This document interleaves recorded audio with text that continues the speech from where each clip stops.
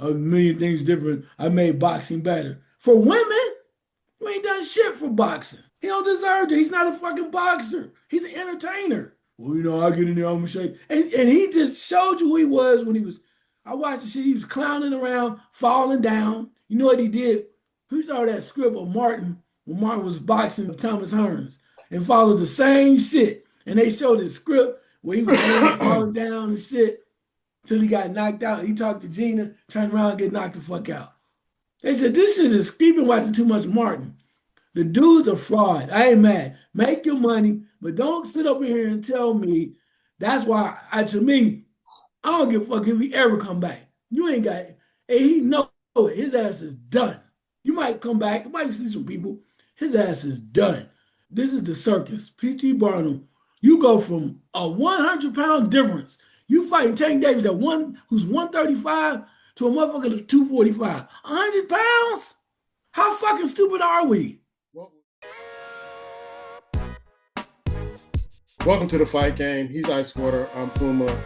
Do us a solid. Like, share, subscribe to our channel. We're going to be talking about Terrence Crawford retiring. We're going to be talking about the spectacle that happened last weekend with Anthony Joshua. And also, we're going to be talking about the upcoming fights with the Monster and Nakatani. But first, Terrence Crawford. I wasn't surprised when he did this because he was having a battle with WBC. He was trying to get money to get a rematch or fight other fighters. He was naming his price, and he was getting shortchanged. He was going through a whole lot of other stuff that he didn't really need to go through because he's the guy right now, and he should be calling the shots. So I wasn't really surprised. And I think after beating Canelo, I thought when we were in Las Vegas, what else could he do at this particular time? I wouldn't be surprised if he just bow out gracefully, undefeated, at 42-0 and just walk away. He could do anything he wants at this particular point. No doubt, no doubt. I think too that he's earned the right to make that decision. He doesn't need to prove anything else. As you mentioned, Canelo was the face of boxing at the time. Nobody else could really get to him. And maybe he saw something that he was able to do some things that most people couldn't. Because Canelo, if he catches you, he can hurt you. But the thing that Crawford understood, we said before, is about the speed, his mobility, his style, ability to box, which is really a type of situation a style that really frustrates Canelo. But you got to be able to do it for a long period of time. So for him to walk away was not surprising because, as you mentioned, there's nothing or anybody really at 160 for him to fight. And even though he went to 168 to defeat Canelo, when you look down the line, there's really not a lot there. He'd almost have to go, to me, really he would need to go down to 154, which he would not do to get some real competition.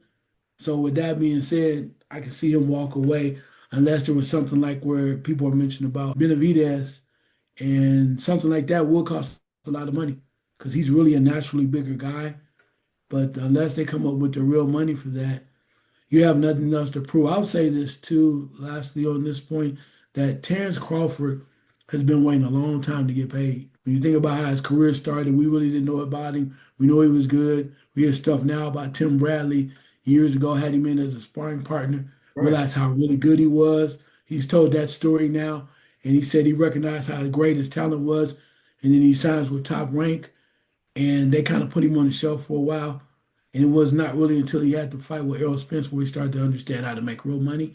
So he's been on the shelf for a long time, waiting and probably missing great opportunities because he was with the wrong group. When you make enough money and it sounds like things are well with him and his family, how much cash do you really need? Yeah, and shouts out to Tim Bradley because I saw that part of that interview and he was saying how brought him in as a sparring partner.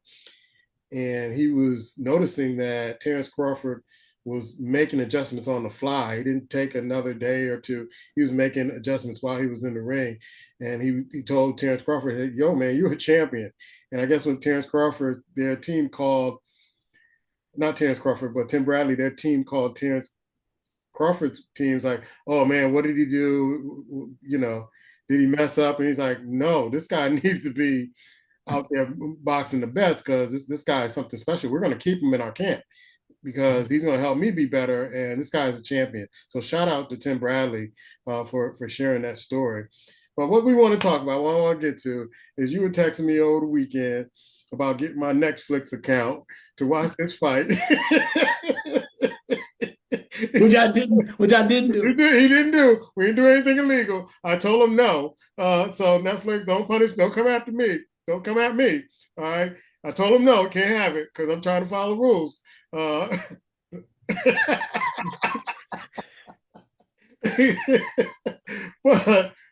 Anthony Joshua and Jake, I didn't watch it. I didn't watch it. I still haven't watched it. I've seen the clips of the knockout, but apparently I've been reading about it. And Joshua, I guess, didn't follow the script. We always said that these fights were fixed and they were scripted, and he didn't follow the script. And now I guess they want some money for it. I guess if he didn't follow the script, they was going to get like $5 million for it. I guess he got 60 million, and you're going to get back 5 million. But maybe this is going to save boxing, bro. I don't know. Maybe this is going to save boxing where we get away from the BS of the entertainment and the P.T. Barnum kind of circus in these exhibition fights, man. But what's your thoughts, man? I'm giving you the floor, bro. Get it, man. Get it. No, man. Come on at it, bro. Anthony Joshua. Thank you. Thank you. A long time ago, a long time ago in a galaxy far away, I mentioned when it first started about Jake Paul. He is an amazing marketer, great promoter, does great things for women's boxing. But to think this man is a true competitive, real life boxing savant that wants to fight for a title, man, come on. And I'm not mad. He got his money, he was hustling, he bought Mike Tyson, he had Nate Diaz, UFC, all this. But I said, man, how can we? The problem is, this is entertainment. And when you cross real boxing with entertainment, people get confused. Younger generation. That's how y'all think, that's what you think real boxing is? Have at it, man. Maybe I'm old as hell and I'm cool with that. But there is no way, I said from the beginning, that we should equate boxing, real boxing, with entertainment. Floyd Mayweather, one of the greatest boxers of all time, is now an entertainer. Okay? Exhibition, entertainer. That means anything can happen. They can change the script, do whatever they want to. Entertainer, no longer a boxer. So, as I said, when Jake Paul, for whatever reason, decided not to fight Gervonta Davis, who was 135 pounds. And Jake Paul was at 190, and he ends up being 200 some change against Anthony Joshua. We went from 135 till he got desperate because whatever they said with Gervonta Davis, the fight went off because he had some outside legal issues. Gervonta says, nah, we didn't fight because you couldn't make 190. Let's be real. So you had 215. So it's like, well, we got Netflix. We got to do something. We got to get replacements. So they called everybody. They called Ryan Garcia, they say. They called some other folks. And they said, no, I got to get ready for my fights. I can't do it. They even mentioned Canelo. Then they said, what the hell? Let's throw college to the wind. Let's do something crazy. That's what we do. Let's shock the world. Let's call Anthony Joshua. Oh, he ain't going to do it. Anthony Joshua said, hell to the yeah.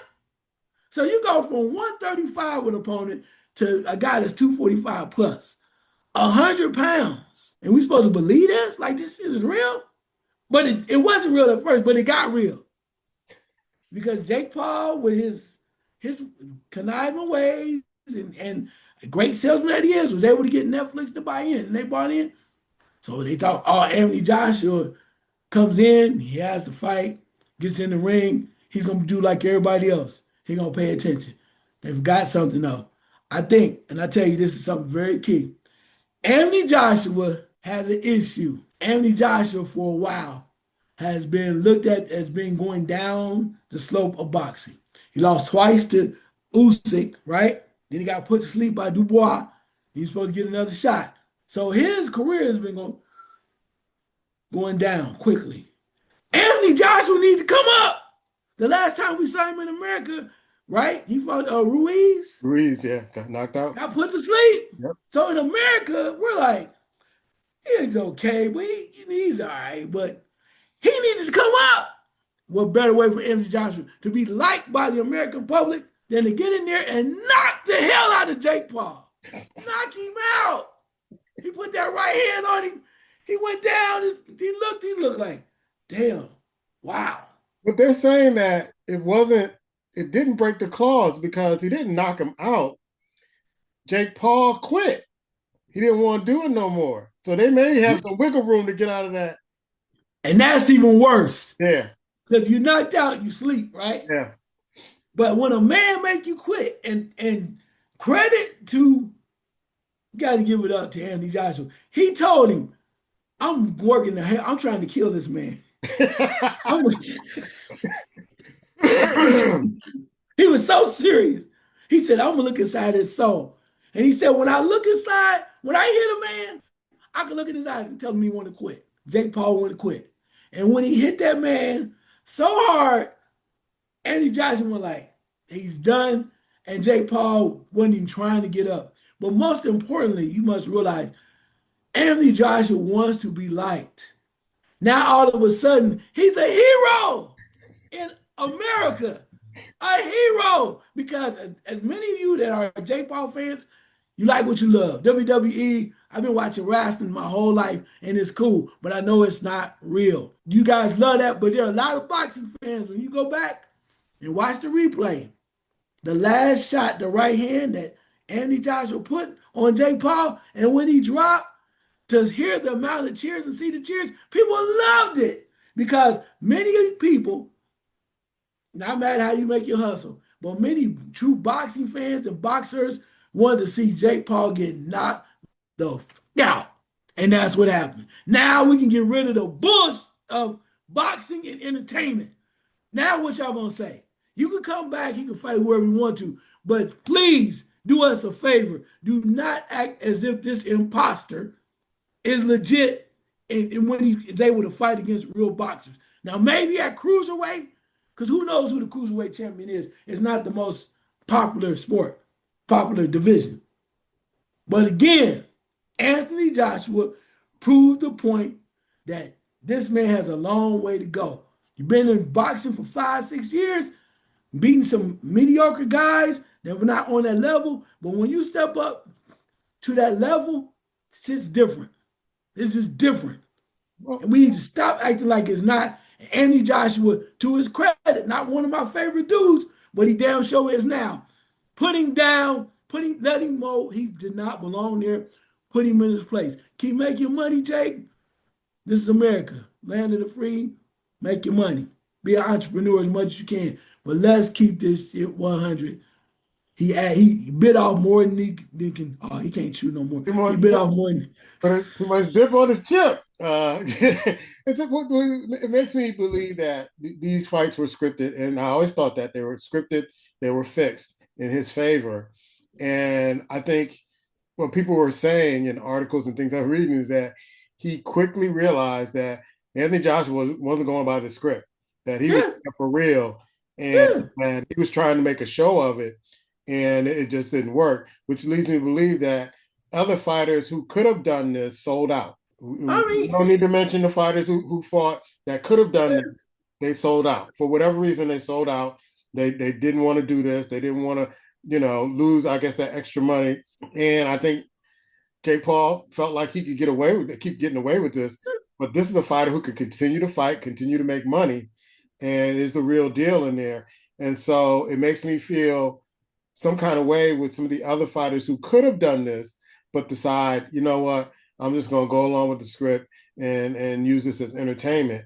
And now they have egg on their face because they're from this country and people are looking at them differently now.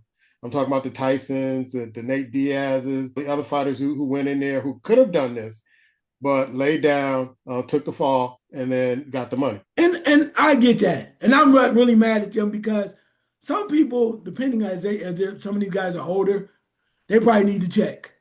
Just think about it. You get 60 million. Let's say you get more than that or whatever. Let's say if somebody like Mike Tyson got 50. You really need that money So you'll do whatever to make sure that you get your money, right? Some people are hurting, so they need that big payday. Anthony Joshua was more about respect. I need respect on my name because he has not been popular in America.